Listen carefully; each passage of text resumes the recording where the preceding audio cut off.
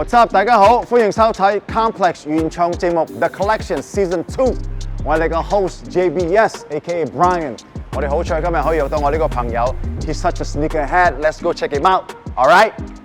Peace.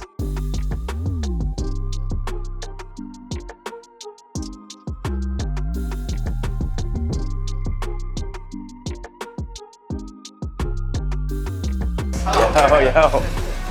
How you doing? Thank you for doing this, dog. Yeah, dude. Yes. I'm excited. So this is my friend Wil Fang. Not only is a crazy sneakerhead, he's also a great entrepreneur.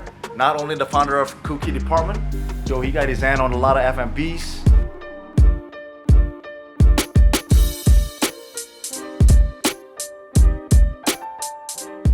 What's up, Wil? Thank you so much for your time. Really appreciate it, man. Yeah. So let us know a little bit about yourself and your background. Originally from the States. Right. Moved to Hong Kong, 13 years ago now. Okay.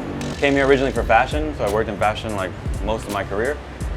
Decided to go out on my own, I think back in 2015. All right. Started a project with a few friends that I met here in Hong Kong. Unfortunately, didn't work out like a lot of entrepreneurial ventures, but it was a great stepping stone, which eventually helped me create, what I'm working on now. But why cookies? I mean, everybody loves cookies, right? I love them. But for me personally, I grew up eating freshly baked cookies, after school, before school. I mean, living in New York, having my choice of any cookie I want from any bakery, any deli, on any street corner. So for me, when I moved to Hong Kong, really missing that one piece, I started making them at home, eventually started sharing them with my friends, and eventually decided, to incorporate it into sort of fashion lifestyle concepts, and the rest is history.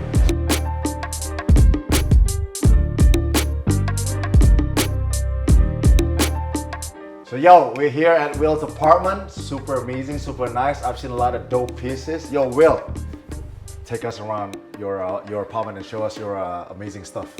All right. This area is just my home office. Okay. So do a little bit of collecting, a little few things here and there. So got my bear bricks over here. All right. This actually is a picture taken from the World Trade Center, South Tower. That's nice, because you're from New York. I'm from New York, so this one's really important because it actually was taken, of course, before the towers went down. Yeah. A couple other collector's pieces. I love Star Wars, so had to have this Baby Yoda when he came out a couple years ago. Yeah, so this came out. That's the Valentine's edition, right? Yeah, with that's 2020. Emotionally Unavailable. That's right. And and I got this guy. Yep, I remember that. The red heart. Red heart. There we go. Sick, dude. Yeah. And here, sometimes get a little bit of press on some of the projects I've been working on. Right. So try to keep some of the clippings. Makes my mom really proud. Sick. And this piece. Yeah, this is one of my favorites. The Madzaki Paul Newman Daytona. Really nice. One of my grails for watches. Right. But what about over here? A lot of these I collected just from my time at Ralph Lauren.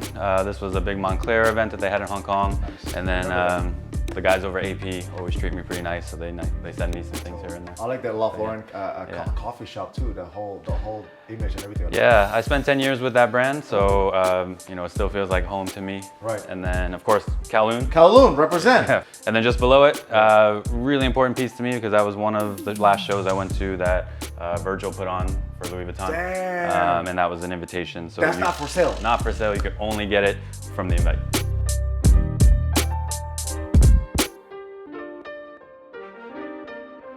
All right, right this way. So many good pieces. Well, when did you start collecting sneakers, man?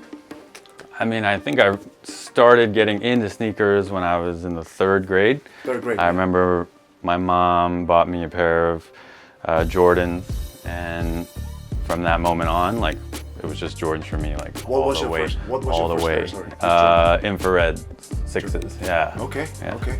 Mine was Vandal Supreme. Oh. Yeah, it was my first. Nice. The second nice. one was Jordan. Nice. Jordan 1. Yeah. Nice. Sick, man. So okay, there's so many sneakers here, right? Can you pick like top 3 of your favorite one from? Oh man. I know it's not easy. Top 3, yeah. Top 3, bro. All right. If I had to choose, one of them's in here. Oh yeah. So. Yeah, for sure. The Air Yeezy 2 by Nike. This was sort of before Kanye became like big Kanye, Yeezy right? Before, like, the whole, and like before like crazy Kanye, and even a lot of people didn't even know about like Kanye and his sneakers back then. And this was also sort of an era when you could still get shoes like this, like by waiting in line overnight or hitting up friends and things like that. These days, a shoe like this, just almost impossible to get. This is even before Kanye Louis Vuitton joined, right? Yeah, that's right. It's like the first, It's so sick, dude. So this is definitely one of my like that favorite one a pairs. lot too, My second favorite. Second pairs. Probably also in this case. This one means a lot to me just from a sentimental perspective. I was able to get this shoe because my first shop that I was selling sort of men's lifestyle clothing. Nike gave us an account, hooked us up with a lot of the sort of really big drops that year. So I was able to get this guy. We got the Prestos in there. We got a lot of the Air Max. All the off-white collabos, all the off-white collections, right? That one is great, dude. That colorway is amazing too. I remember that pair. So which one is the third one? The third one have to be these guys. I beat them up pretty good, but this Fear of God Vans collab just means a lot to me. For me, Fear of God is one of my favorite brands of all time, like from a fashion perspective. So when these came out, just like a really easy to wear, sort of my daily comfortable, casual, shorts, jeans, whatever. Exactly, chino, whatever, which is why they're so beat up. It's dope. So yeah, this is definitely one of my go-to pairs. What is your size? US size 9. US size 9? US size 9. Are we sharing shoes? Yo, there's so many sneakers here, right? Like, is there any crazy story that you can share, like, while you try to get them? Yeah, I mean, every pair has a story. I would say sort of my most coveted sneaker. I don't even have a pair. I have one. Just one piece. Just one left side. This one was worn by Jordan himself. No way! In a playoff game. And then it was also signed by the entire 96-97 Chicago Bulls team right after he wore it. So bullshit! Yeah. Damn, bro! That's crazy. That's like a down payment if you have any kid going to university right now. I probably sell it for an apartment here in Hong Kong. Sick! So Will, obviously there are a lot of sneakers here that you really like, that you own, that you bought. Is there any sneaker out there that you always wanted one, but somehow for whatever reason couldn't get one? Yeah, there's a few, but I'd say the one that comes to mind like every time is Fragment 1, the Jordan Fragment 1. Okay. Wasn't able to get it. I still kick myself every day for not trying harder back then. Not even StockX? Not even... I try not to get my kicks through resale. So, true. I like that. Not that there's anything wrong with it, but I'm a little OG in that sense. Like, this is a sneaker game for me. Same here, actually. Yep. And sometimes you don't win the game. Okay, I really wish someone who really loves Cookie will give you a holler and trade with some of your cookies with the Jordan 1 Fragment. I'd be willing to trade as many cookies as they wanted for that Fragment 1. Yeah. Check that out. Let me show you my other room. Word? Yeah. All right. Go. What's in there, dude? What? Look at this room.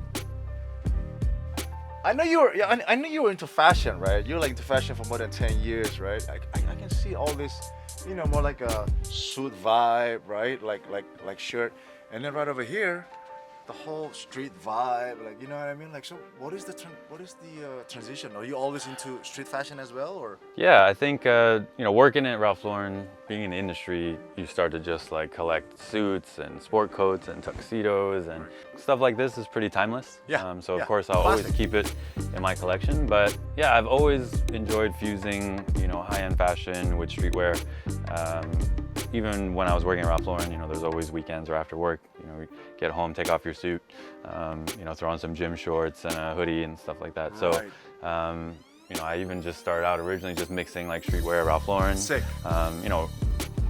Back in the day, a lot of actual like hip hop was wearing Ralph Lauren or Polo. They even brought back some big hip hop pieces, like Snow Beach and things like that. Sick. That one's my favorite for sure. Yeah. So I think the one that really put it on the map, like going high-end fashion designer labels with streetwear, was the Supreme Louis Vuitton collab, Yep. right? Kim Jones. I think before that, people mixed it on their own, Yeah. but maybe not necessarily like officially, right? Right. So even back in the day, I remember Supreme got a cease and desist for, doing the LV monogram, Yes, and then yes, the board, I it came like remember. full circle Yep. where they actually did a collaboration. I thought that was really cool. It really brought the two worlds together, Yep. and both those worlds were worlds I worked in. For me, that was an amazing collaboration. I picked up a lot of pieces from that because it was sort of like a culmination of everything I was really passionate about. Heritage and like street skate. I think they really started that trend. Will, thank you so much for showing us your sneakers collection earlier. Yeah, man. I know besides sneakers, you also like to collect some watches. Yeah, I guess I'll just start from the very beginning. Yes, yes. I think back in 2005, I just graduated university and started working in New York City. Okay. Working in the fashion industry, had to sort of try to keep up. And I had a lot of mentors wearing these beautiful watches with their suits, and I just wanted something that I could afford at the time, but also was quite special to me. Right. So back then, this tag. All right, was, that's your first piece. Yeah, this okay. was my first piece. The Link chronograph was just a good everyday watch, but also could dress it up, dress it down a little bit.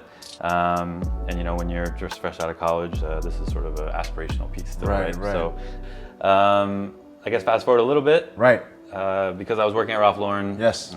For a good part of my career. When they decided to start timepieces, Yes. I picked up sort of my very first and one of the first ever Ralph Lauren timepieces. Of course, with a Ralph Lauren aesthetic, and this was perfect back in the day when I was sort of decked out, Ralph Lauren everything. Right. This was the perfect watch. Yeah, and this is also like a piece of you, piece of your history. Yeah. You know what I mean? Part, it has Ralph a Lauren for 10 years. Moment in time, Yep. for sure. So this was my very, very first Rolex Submariner, given to me by my wife on our wedding day. Nice, good taste. Yeah, definitely has a little inscription on the back too. What? Keep that private. But Sick. yeah, so this is my very first Rolex. Sort of also kind of started the ball rolling for me to then just start to continue to collect. Other than my first two pieces. Right. So what's up with this piece? This is the Timex Hype Beast piece, right? Yeah, so this one's very special. It's not sort of the highest valued of the watches, Right. but similar to what we were talking about earlier with luxury brands, collaborating with streetwear or fashion, collaborating with sneakers. Hype Beast is OG back in the day when no one cared about streetwear. Came out and Shout out to Kevin, for sure. Definitely was representing like our passion. And then I see a few APs here, man. Like, what's the deal? Like, Yeah. you like AP? You like AP the most, or what's going on? I think. And why? At the moment, it's the brand I admire the most. I think what they've been able to do with watches is a lot like what we came up with streetwear and then fashion, and now sort of moved on to watches, right? Where back in the day you used to line up, ask friends, do everything you could, right, to get a pair of sneakers, or be the first one in line for that launch. That's now translated, I think, to watches, right? Right. So yeah, things just keep getting more expensive. Yep. But yeah, so with AP, I think they've done that same created that same demand. And for me, this was my first piece with them. And yeah, it just means a lot to me to have, similar to the sneaker game. Now I'm trying to dabble a little bit in the watch game. Was able to get a piece directly through them. Some people, I got the Rolex. I don't need the two-door. Right. But you're like, oh, let me have this two-door as well. For me, it's not like that. Just like my sneaker collection, Right. I like some of the really coveted or hypey pieces, but I also like what I like. Right. So for sure, Rolex will always be part of my collection, but then Tudor, this one in particular, I think I picked up right around the time of launching Cookie Department. Nice. Because the face of it actually looks kind of like a cookie. It is looking like a salted caramel kind of. Yeah, so makes me want to eat it. This one means a lot to me too. Just sort of, again, different moments in time, different moments in my life, different moments in my career, sort of represented through watches.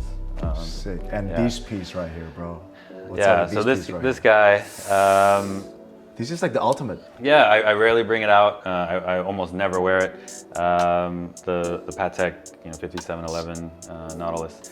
Just a piece I think everyone who's into watches or collects. Dude, the PP, dude, that particular model. Yeah, so this guy for sure is very valuable to me. Yeah. Also just sort of that cornerstone of collecting. Yeah. So. I know that besides sneakers, watches, you're really into F1 too lately. What's up with that? Yeah, I think, I mean, you know, trends come and go, and right now, for me, just learning more about F1, you know, I think it's just about really evolving like your passions and things like that. And right now, F1 is like really hot. And it's fun to try to learn more about it. Are you planning to have one of those F1s in the future? Maybe not quite that far, but I'm definitely planning to, you know, attend some of them live. Sick. So, I heard it's really loud. I love that sound. Yeah.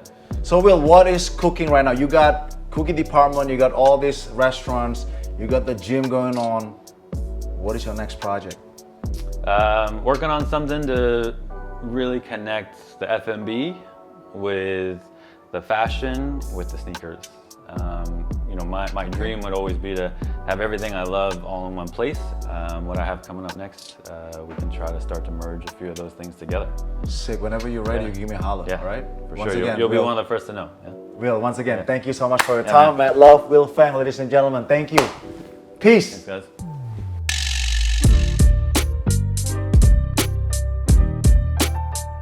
Yo， 啲波鞋係咪好正咧？啲錶又好索我，所以咧密切留意我哋 Complex Chinese The Collections on YouTube. Click, like, subscribe and all that. Share with all your friends. 等多啲人知道，留意呢個節目。OK， I'm your host JBS signing off. Peace.